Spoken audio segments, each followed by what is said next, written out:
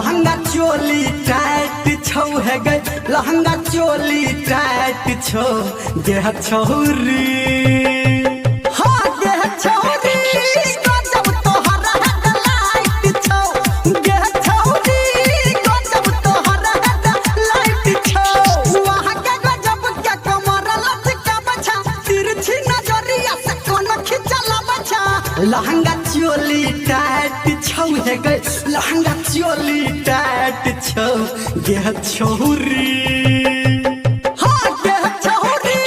गजब तोहरा हेडलाइट छौ देह छौरी गजब तोहरा हेडलाइट छौ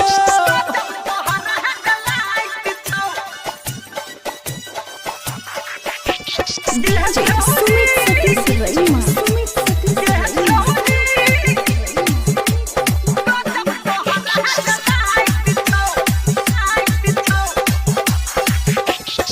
मारे झुमका हिला के झुमका मुँह नहीं अपन खोलै छ हिले छोटो हमर एना तोहर जनम गनु में डोलै छ मारे झुमका हिला के झुमका मुँह नहीं अपन खोलै छ हिले छोटो हमर एना तोहर जनम गनु में डोलै छ हे बुक तोहर रोज नाइट छौ है गए बुक तोहर रोज नाइट छौ गे छौरी हाँ गे छौरी गजब तोहर हेडलाइट छौ गे छौरी गजब तोहर हेडलाइट छौ तोहर हेडलाइट छौ अभी आप सुन रहे हैं सावरिया music. DJ Sumit Satish Verma.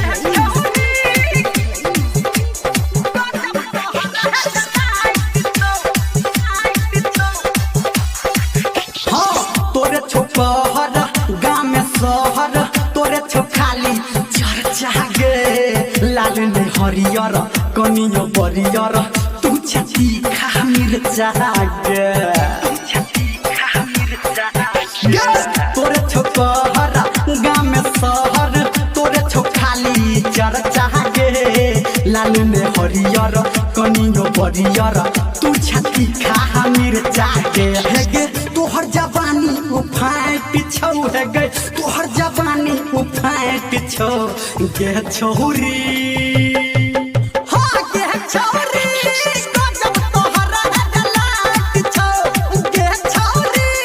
गजब तोहरा हेडलाइट छौ गजब तोहरा हेडलाइट छौ DJ Sumit Satish Verma.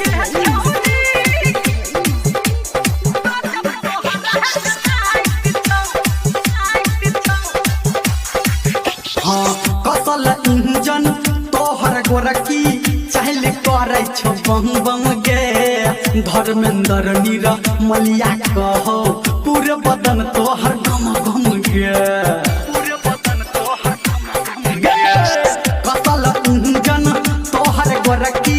चाहले करे छो बम बम गे धर्मेंद्र नीरा मलिया कहो पूरे बदन छो गम गम गे संजय गौतम राइट छौ है गए संजय गौतम राइट छौ गे छौरी